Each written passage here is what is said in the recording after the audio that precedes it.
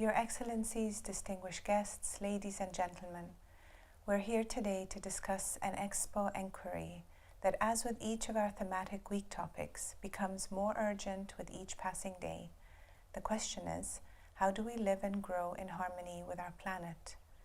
If that sounds similar in spirit to the question we asked ourselves during our recent focus on climate and biodiversity, well, that's because it is.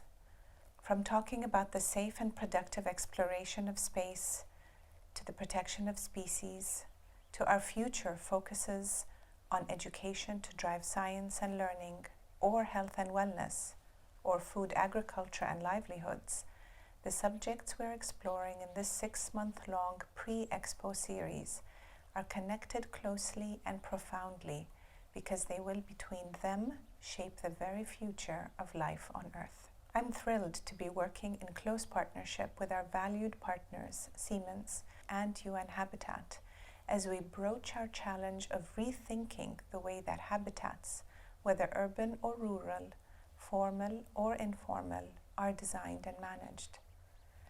Our challenge is to draft a blueprint that will ensure that access to safe and affordable living conditions is a fundamental right, and it is to envision resilient and sustainable habitats that bear no cost to the environment of which we are a part.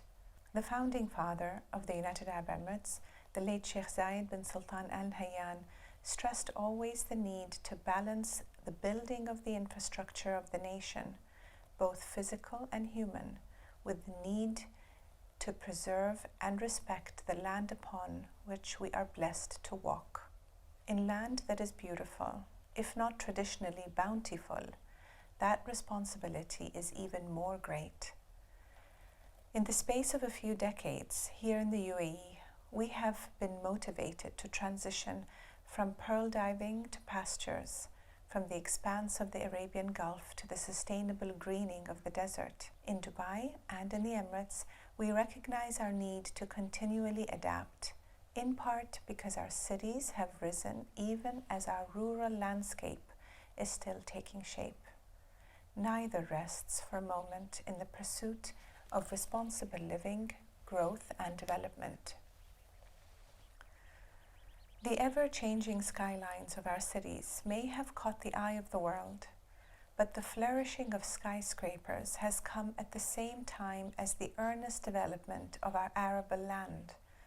Our application of technology is more readily noticed in monuments of glass and steel, but simultaneously we are identifying and installing cutting-edge innovation so that crops and other life will grow where none did before, so that we might better support ourselves and build community well-being in all corners of the nation.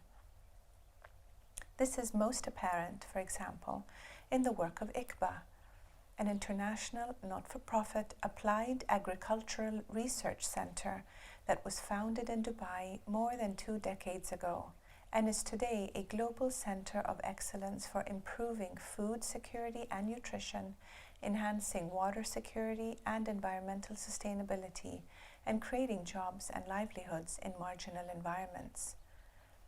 The ICBA, like so many other organizations, is a consequence of our founding father 50 years ago, provoking the question of what it would take for us to respect the health of the whole planet as we design how we live on it. Studies show that by 2025, more than half the world's population will live in megacities of 10 million people or more. If we are to thrive in where we live tomorrow, it is today that we must be guided by principles of urban design around how we build, consume, and live in the future. Can we build to energy efficiency? Can we protect our water systems to improve water quality and access? Can sustainable practices be mandated across the life cycle of food products, from production to delivery to disposal? Can we design cities that allow us to protect wildlife and natural resources, limiting impact on ages-old ecosystems, while also preserving our historical heritage?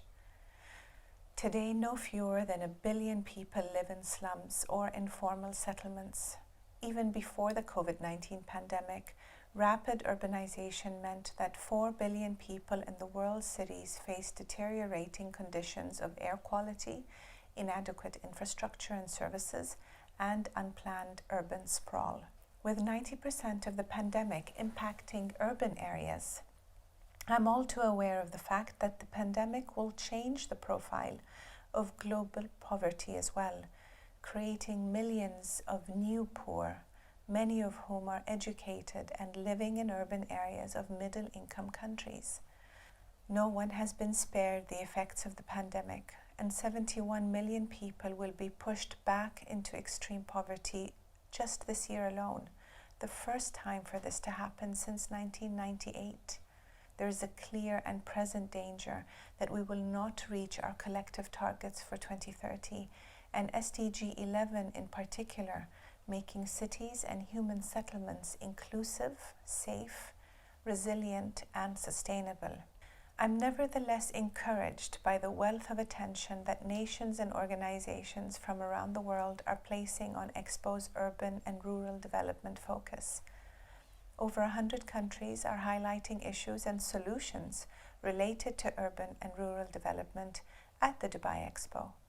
Cities and informal settlements, urban planning and infrastructure, and the urgent need for integrated rural development as just some of the areas of focus that you will hear about at our Expo. Nations from around the world, as well as our most valued partners, will be building coalitions of intent around sustainable mobility and transport, as well as service delivery.